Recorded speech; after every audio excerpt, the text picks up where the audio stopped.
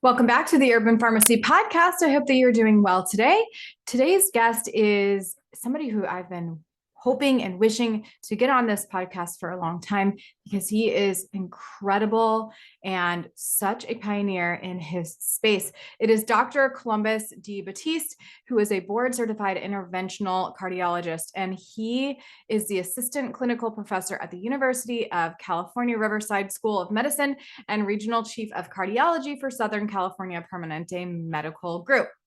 In 2010, Dr. Batiste sought to break the cycle of prescriptions and procedures as the sole management of chronic disease and began promoting a long-term solution for his patients through nutrition, stress reduction, and exercise. In 2016, Dr. Batiste led a group that collaborated with Samsung Technologies and developed a virtual cardiac rehabilitation program utilizing a Samsung wearable. Since its launch of the program, which applies the principles of lifestyle, he has treated over 15,000 patients. Understanding that the health of an individual is uniquely tied to their community, Dr. Batiste collaborated on the formation of a nonprofit organization called the Healthy Heart Nation. The mission of Healthy Heart Nation is to improve the health of the community by narrowing disparities in education, business, justice, and ultimately health, otherwise described as social determinants of health.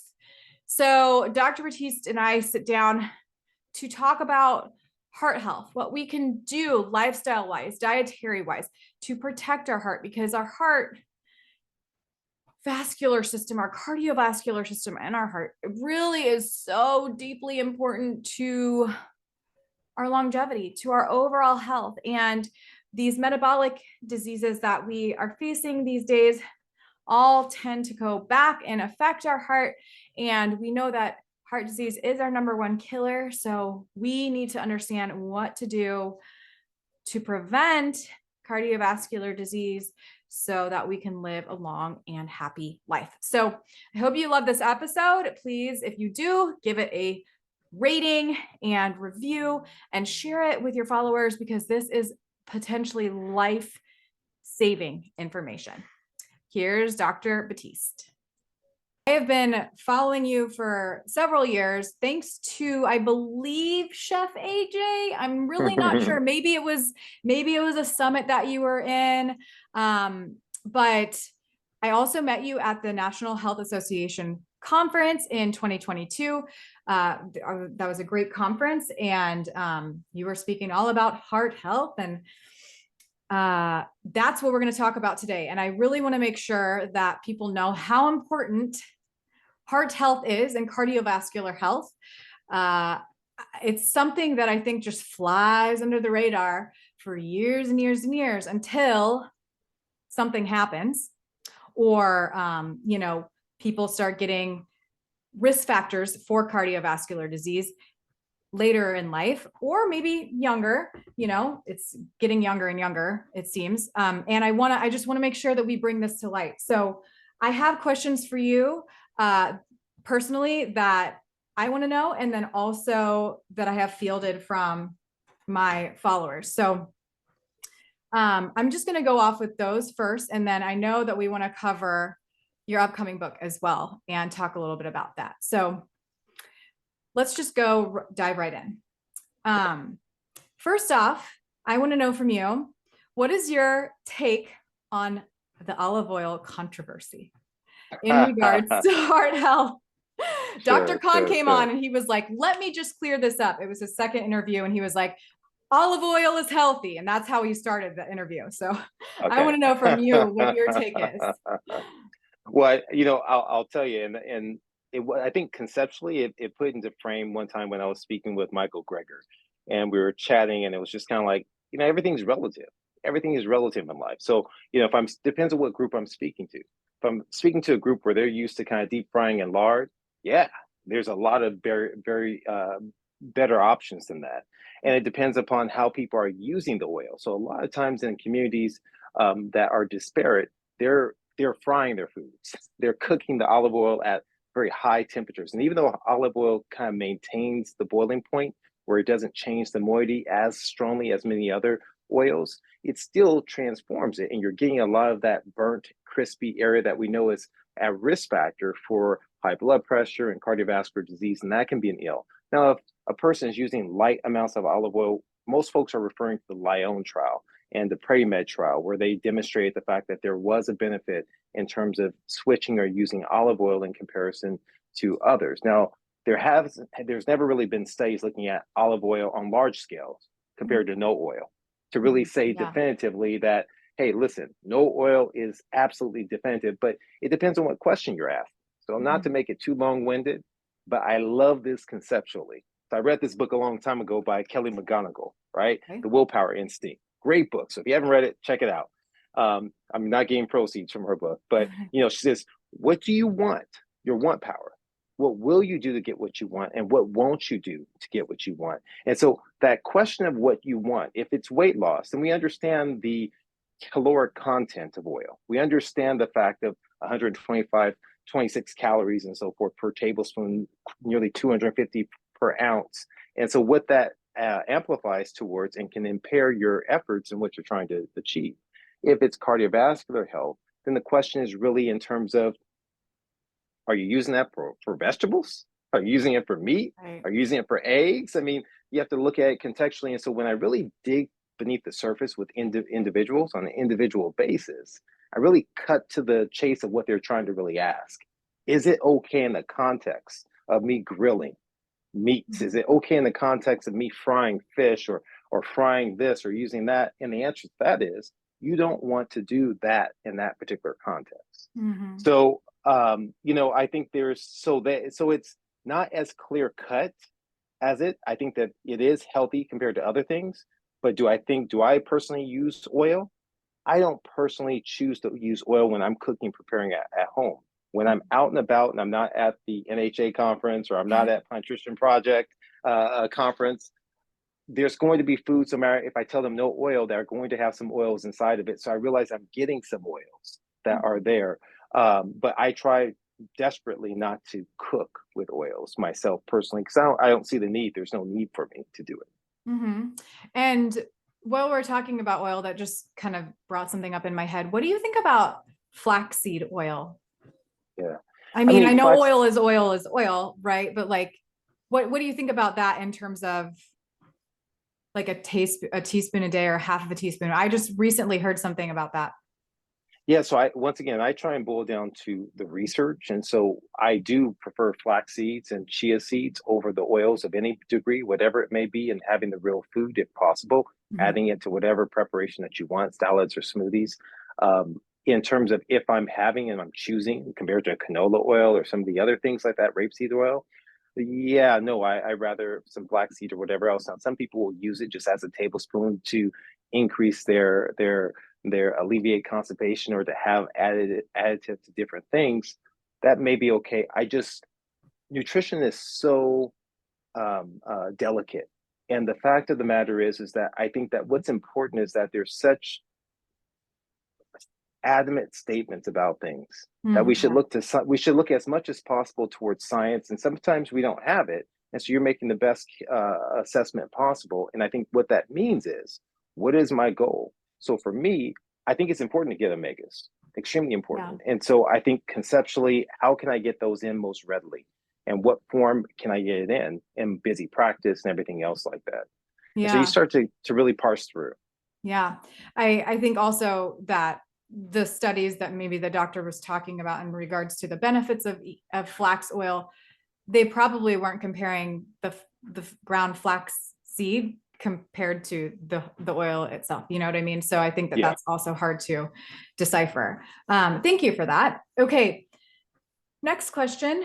Actually, before we get going, I really should have done this at the beginning. I usually do.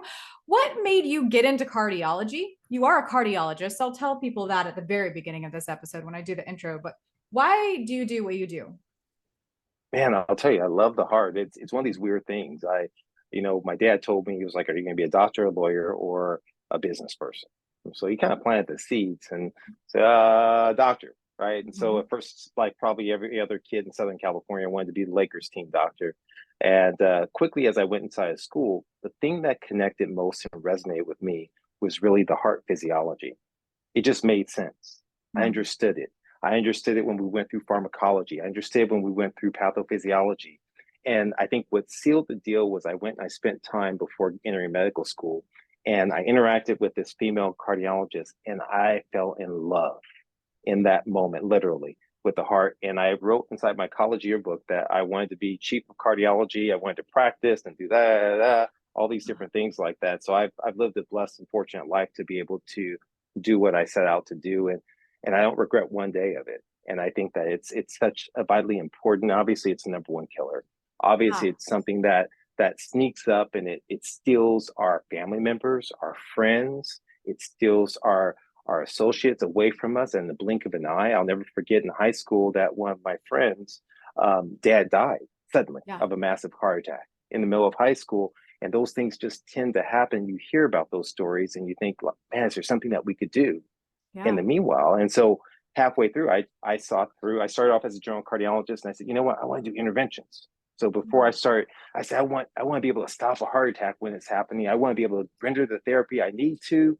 And what an interventional cardiologist is, that's a person who goes in and they wire vessels and try to alleviate symptoms of pain or shortness of breath or stop a heart attack in his throes. And as I started doing that and a bunch of other personal life situations with family, I ultimately decided I want to intervene. I want to intervene before it happens. Yes. I want to be like Tom Cruise in the Minority Report. I want to go back in time and arrest the criminal before they can commit the crime. Yeah. And so I'll joke with patients in the cath lab, and I'll say, "Don't tell anyone, but I'm really from the future. And I've been sent back here to tell you you need to change your ways." I said, Oh my "Don't tell God. anyone because they're gonna think I'm crazy, right?" And they'll just start laughing. I said, "Listen, I'm telling you, the future you has told me to tell you. You have to change your ways, your nutrition. You have to move. You have to move more. You have to sleep more, and by doing so, you're not going to end up in a state that you potentially can in the future." And they'll laugh, and then their loved one will listen, and then we'll get to the heart and the meat of really, so to speak, right? The jackfruit meat of what they need to do in order to transform themselves. Yeah. That's really powerful. And I was actually asking my husband this morning, because just like you said, I mean, his best friend died from a heart attack, 42 years old. Yeah. His coworker has had, triple bypass or open heart surgery. Like, I know multiple people with stents. Like, this is a major issue. And I feel like I've submerged myself in nutrition for so long that I know a good amount of things. I definitely don't know all the things I want to know, but I know the fundamentals of how to protect our cardiovascular health. And so I have to ask people that aren't submerged. So I asked him, and he's like, well, how do you prevent, you know, how do you know before you know, is what he actually said. And I was like, well, that's easy. The canary in the coal mine for men, it's erectile dysfunction. We know that that's a sign of poor cardiovascular health. But aside from that, what do we need to look for? What are some signs? Yeah. Well, I think the key thing is there are no signs. In most instances, there are zero symptoms. That most heart attacks that occur are asymptomatic. And Yes. so when we have it, think of it like the Indiana Jones. And so for those of you too young out there to remember Indiana Jones, they are remaking it with Harrison Ford coming out soon, right? So Indiana Jones is like this archaeologist who goes and tries to dig up ancient civilizations. And so we have inside the field of medicine, we have pathologists who do the same thing. They're trying to investigate and figure out exactly what happened in the past. And so when these special physicians called pathologists go in and they look at the arteries, they will at times see old heart attacks healed upon one another before the one that ended someone's life. Just like cities that are buried upon each other, where a person maybe perhaps never knew, they thought it was just a little shortness of breath. They thought it was an achy shoulder. Maybe they had zero symptoms. And so we understand that this occurs. So what's the best way to be aware? You have to check your bank account, check your health savings bank account, which means I have to know what my blood pressure is. I have to know what my cholesterol levels are. I have to know where my A1C is, which is a reflection of your diabetes. And for those of you out there, A1C basically is when you have sugar from whatever form or glucose coursing through your blood, if it's not correctly metabolized, think of it like it crystallizes the red blood cells. And we're basically checking to see how many of those crystallized blood cells are there after 3 months, and they linger for about 3 months. The higher the percentage of those in your bloodstream, the more likely you are to have diabetes, which means this whole metabolic derangement. That means that that crystallized form is attacking your vessels, attacking your organs, and making you at risk. Mm-hmm. The last thing I tell patients is you have to essentially think of your body like the Middle East. So, and I say that not to be derogatory, but whenever you hear of a conflict arising in the Middle East, most people they're not surprised. Mm-hmm. They're saying, okay, there's enough underlying turmoil, that's tensions that are there, that anything can erupt at any time. That's our bodies. Mm-hmm. So every action that you do every day, from the moment you wake up to the moment you go to sleep, is you're either sending in the United Nations to kind of quell tensions, or you're inflaming and enraging the tensions to happen, and you're wondering whether or not something bad is going to occur. And so that's what I usually tell folks, and we kind of go through the importance of knowing. Okay, so that kind of folds into a follower's question. At what age should we start seeing a cardiologist on a regular basis? Also, other guidance or suggestions for type 1 and type 2 diabetics. Yeah, no, that's a great question. So it depends on what type of healthcare system that you're in. I think the most important thing is to have an excellent primary care doctor, right? Who's checking you out from head to toe. That's making sure if you're a female that you don't have breast cancer or cervical cancer, or that you're having the appropriate test at the appropriate age, of making sure there's no risk for colon cancer, and making sure that they're checking for diabetes, high blood pressure, high cholesterol. Those are the things that tend to lead towards cardiovascular disease. That making sure that you're following individuals like the host here, right? Our great host here, right? Why is that? Well, we want to make sure that we're streamlined, that we're fit, that we're active. Why is that? Because there is a certain level of risk the wider our waistlines get. The wider our waistlines get, it increases our risk for what's called sudden cardiac death. It increases our risk of high blood pressure, of diabetes, increases the risk for irregular heartbeat. And so there's not necessarily a need that you have to see a cardiologist, but you have to see a good doctor, right? Yeah. And that's, it's like a head coach. You want to have an excellent head coach. Yes, you can have a great quarterback coach or offensive coordinator, but you need an excellent head coach. It's the first and foremost priority. Mm-hmm. Yeah. So in terms of type 1 and type 2 diabetes, which Yes, for the listeners, that is a precursor, that is a risk factor for cardiovascular disease. And just to reemphasize, cardiovascular disease is the number one killer. It is worldwide, right? Worldwide. And this is something that I want to, that kind of folds into my next question. We're talking about diabetes though right now. If we have these risk factors, can we reverse them? But first off, can you address type 1 and type 2 diabetes for those who don't know about it, and maybe some things that we can do to try to avoid them? Yeah, so a great question, and very simplistically put, is that type 1 diabetes means that your body doesn't produce the hormone, the messenger, that allows your body to uptake the blood sugar. So that hormone or messenger is insulin. Your body doesn't produce it at levels adequate enough. And so that's type 1, that there's an inherent deficiency in the hormone itself. Mm-hmm. Type 2 means you may have plentiful amounts of the hormone, but your body is resistant to it.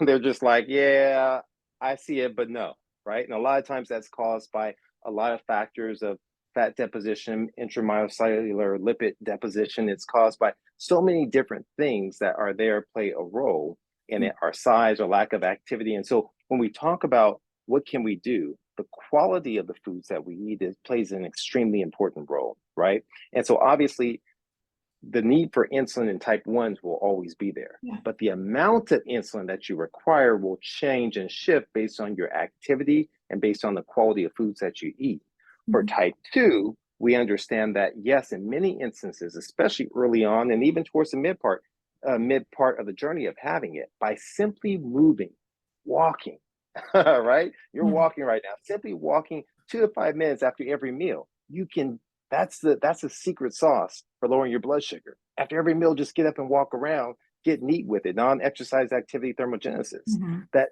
doing things like that by having fiber-rich foods and decreasing your fatty animal protein-rich foods and Mhm. eliminating those, we know that there are studies, multiple studies have shown a beneficial effect on diabetes and actually lowering of the A1C, narrowing in terms of the abdominal, what we adiposity or fat deposition that's there, all of which that play a role into the metabolic activity of diabetes.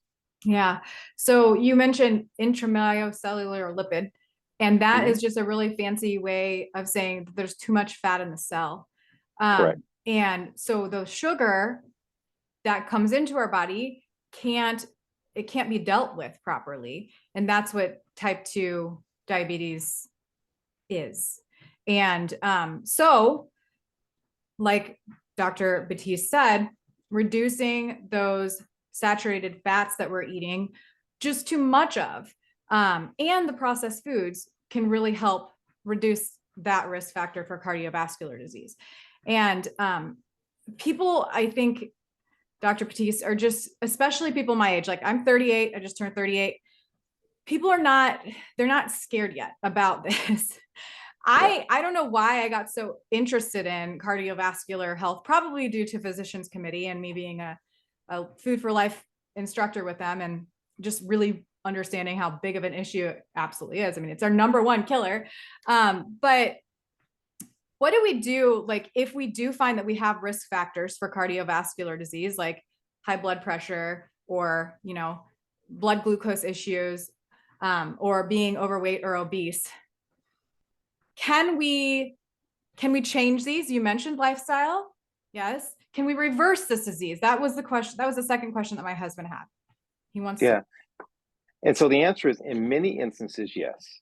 Everyone's different, but before I get and dig into that, I want to address really that middle, that 30 to 40 range before where you're a little bit older than thinking you're invincible, but you're not old enough to think that you're ready for a demise or something bad to happen. And what I tell individuals is that in this age, what are we doing? We're at the peak. We're starting to earn money. We perhaps are having a family. Life is good. We may be stressed, but life is good. And in this process of earning money, what do? We put money aside in our retirement. Mhm. Now, why are we putting money aside in our retirement? Right? We could all use that money for vacations or for whatever it is, but we put money in our retirement so we can live the life we want to live in the future. Yeah. We're doing it for our future selves. And so what I tell patients is that we have to also invest in our health future by Mhm. maybe changing our diet and investing that way in terms of the foods we eat. And you may not see the rewards immediately. You may think like, oh, okay, yeah, whatever. Or, oh, it's a sacrifice because I could be having this that I love for all of my life, or hanging out with my friends and having this. But by taking that minimal, that sacrifice that turns into a blessing, all of a sudden now we increase the likelihood that you'll be able to live the life you want to live in 5 years, 10 years, 15, 20 years to enjoy the Right. money that you've been putting aside as well. And so as we begin talking about that investment strategy, right, that health investment strategy, a lot of times it resonates with individuals that I speak with, and they begin to understand that. And that at certain phases, guess what? You're going to need to invest more. If you wait to start putting money towards your retirement until you're 45 or 50, guess Mhm. what? Your investment is that much higher. There's no option for latitude. When Right. you're younger, yet you get the greatest reward if you invest majorly, but if you invest slightly less, that's still better than not at all.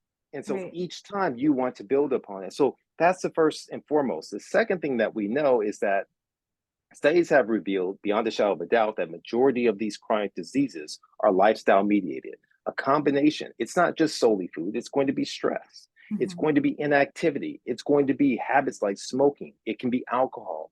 And so all these things layer and play a role. But the foundation, if we can start with our food and moving away from this ultra processed food that's ladled with chemicals, that's ladled in and layered with sodium levels that are extremely high, with animal proteins and fats that we know are detrimental, with ingredients that are not even sold inside of other countries, that all of a sudden now we begin this process of allowing our bodies to heal from the Mhm. injuries that we've been causing over a number of years that we've been ingesting this.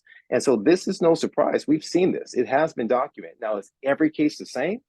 I would be lying to you if I told you that everybody who adopts a whole food plant-based diet, who tries to exercise, who tries to sleep well, will never, ever, ever have any disease or derangement. That would be an untruth. But what I can guarantee you is that you increase your odds exponentially, that you move from shooting a 3-point shot to shooting a slam dunk by doing this. No guarantees, but the odds are increased exponentially of reversal, if not improvement, where you can decrease the burden of medications you have to take. Yeah. Gosh. And we want to add life to our years. Like we're all trying to add years to our life. Like that's something that everybody's so interested in, but we also have to think about adding life to our years. Like you said, like once we get to that retirement age, like, do we want to be alive and just kind of making it, on medications and not feeling well? Or do we want to feel amazing and have all of the energy that Ann Esselstyn does as she's walking up the hill with a tire around her waist, right? Like at age, I don't even know how she's like 80 something. It's insane and it's awesome. So, that's great. Okay. So when does it start? When do we need to start teaching our children about the importance of what we're putting in our body and even stress management, especially in these days?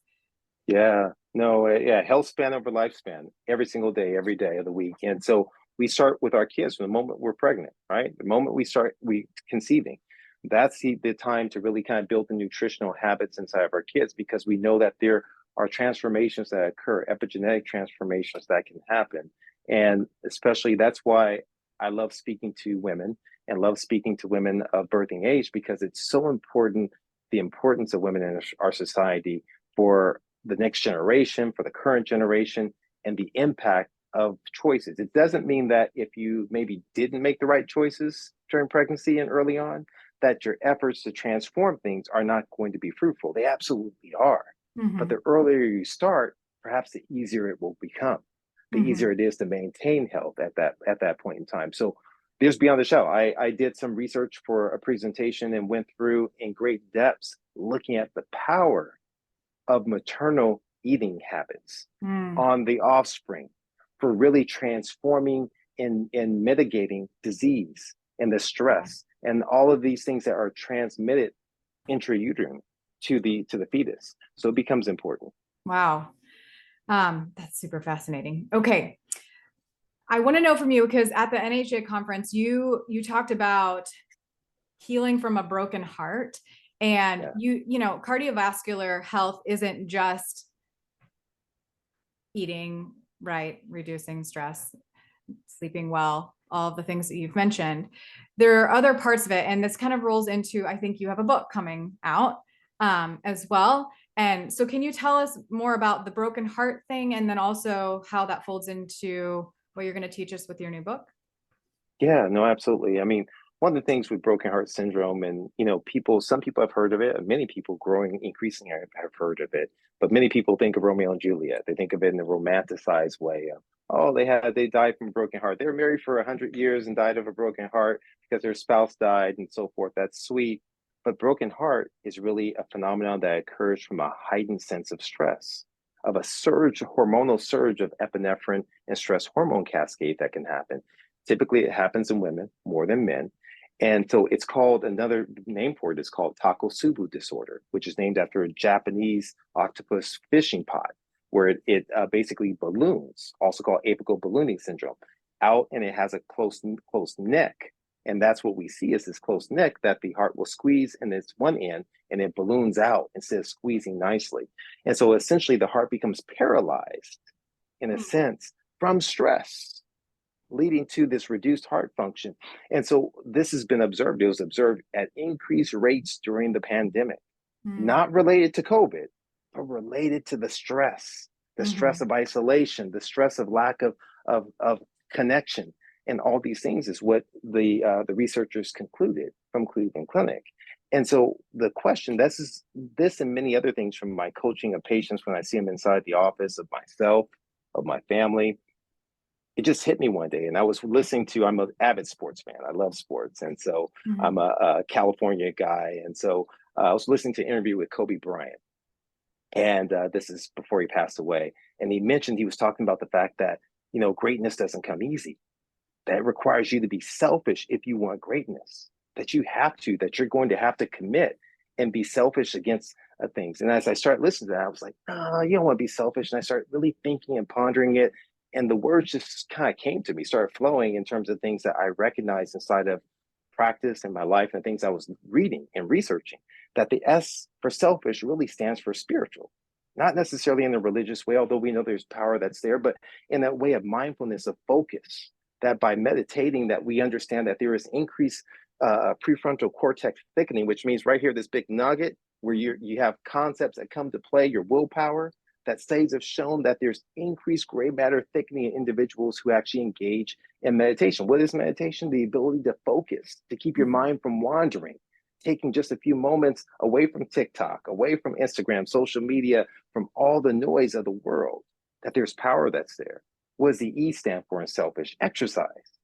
It could be simply walking. It doesn't even mean that you have to do CrossFit. It doesn't mean that you have to do Taibo for those of you a little bit older, or that you have to go ahead and do Peloton, right? It just means that you have to simply move more than you sit. It means that you simply have to get neat, non-exercise activity thermogenesis, stand and chop, climb stairs, choose to park further away. Get some daylight exercise and green outdoor exercise. And what the studies have shown is that that's a keystone habit.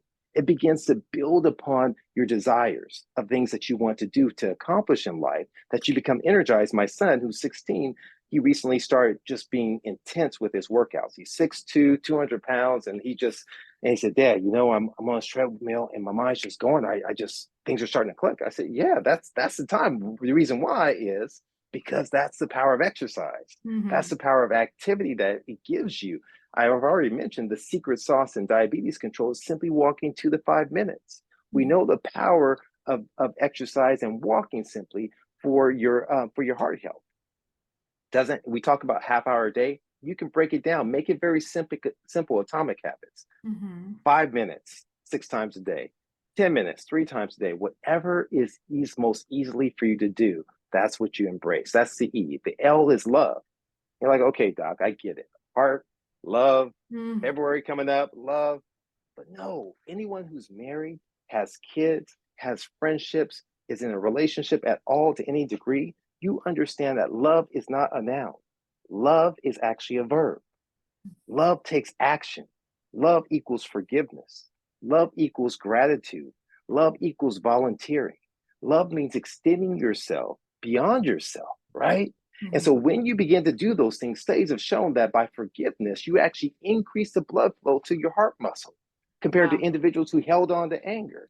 That studies have shown that giving gratitude, thanks, it lowers the blood pressure, helps improve blood sugar control, helps speed up weight loss, helps decrease perceived stress. One of the markers for this broken heart. There's power that's there. By volunteering, your longevity increases. That's the power of love in action, not love just in words.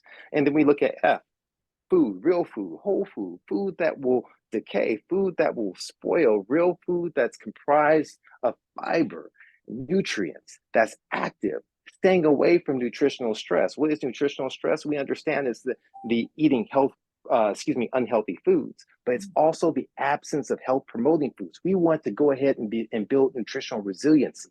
Eat the foods, green leafy vegetables, berries and seeds and legumes, and all those things are extremely powerful. Next up, what's next? Intimacy. Not in a sexual way, although that's not bad either, but we're talking about of relationships. Now you say, well, I'm not around people. Animals are phenomenal for this. Studies have shown that just your pet can, guess what? It can dilate your vessels, your endothelium, help relax your vessels, and help decrease your perceived stress. Strong friendships are powerful. My mom lives with me. I tell everyone this all the time. I don't live with my mom. She lives with me, just for clarity purposes, right? That's extremely important to understand. And I'm the youngest of 5 kids. And so if you were to ask my mother, who is 87, and she looks phenomenal, if you were to ask her who's her favorite, she wouldn't say me. She wouldn't say my brother. She wouldn't say my siblings. She would say her dog, Precious, because Precious knows when she's sad. Precious knows when she's upset. Precious knows when she's not feeling well. All those things are powerful. That's intimacy, your power of intimacy. Mm, What's the second S for? Sleep, mm, rest, vacation. It means taking time away to recover, rejuvenate. Those 8 hours a day multiplied over the course of your year or your life are extremely important for rebuilding resiliency. And that's mhm, what it is, recharging like your phone battery. When you're watching TikTok and all of a sudden it goes away, right? You have to recharge that battery for your phone. You have to recharge your car, power it up if you have an electric car and you're environmentally conscious with things. So same thing as it relates to your body, allowing it to recharge so it can live that life of purpose. Last, I'll say is the H stands for humor or for laughter. mm. You've heard it 1,000 times, laughter is the best medicine. And so as a cardiologist, one of my many roles I serve professionally is I'm director of our home-based cardiac rehab program. And so that's the way in which we can implement strategies of lifestyle towards improving patients who suffered a heart attack to keep them from having a second and third heart attack. And so an interesting study that I love to quote, they took all the tenets of cardiac rehab, and you may have heard about cardiac rehab with Dean Ornish in the past, but so they took two individuals or two groups. One, they put through traditional cardiac rehab, healthy eating, nutrition, plant-based, exercise, stress reduction, no smoking. The other one did the same thing, but they added a secret sauce. They said, we want you to laugh. We don't care what it is. It could be a dirty comedian. It could be your favorite comic show or whatever movie. And so they did this and they went 30 minutes of laughter. Now, here's the interesting part. What they found is in the group that laughed, they had less chest pain, angina. They were less likely to be admitted to the hospital. They had less deaths over a period of time. That's the power of laughter. And Wow. so that's what selfish is about. Selfish isn't about so you can live a life. Now what? Now that you've achieved this health, now that you've achieved your weight loss, now that you've achieved getting rid of your blood pressure and diabetes, now what? Mm, The now what shouldn't just stop internally at you. The now what means now I'm ready to go out and help someone else. Now I'm ready to be a part of the community and uplift the weakest link inside of our society. mhm. So in that way, as a group, we can be stronger collectively than we are individually apart. And that's what being selfish is about, is really reinvigorating ourselves into this community so we can be better off, a better place for our kids and our grandkids than it is for us right now. Wow. Oh my gosh, so powerful. Wow. Okay, so hold on really quick. With that study that you were talking about with Dr. Ornish, was it 30 minutes a day? Because now I'm going to put that on my, was Yeah, it? that wasn't an Ornish study, but it was 30 minutes a Okay. day for the laughter. Yes. Okay. So, okay. Putting it on my must do list. Oh my goodness. Dr. Batiste, this was so good. And so I can't wait for this book. This is going to be phenomenal. And I already know what I'm going to give people for Christmas next year. So this is great. I Um, love it. Okay, I have one more question, and this is something that I ask all of my guests, and Okay. it might come a little bit out of left field, but I don't think so because I feel like selfish is kind of it. But we'll see what your take is. What does holistic living mean to you? Mm, mm.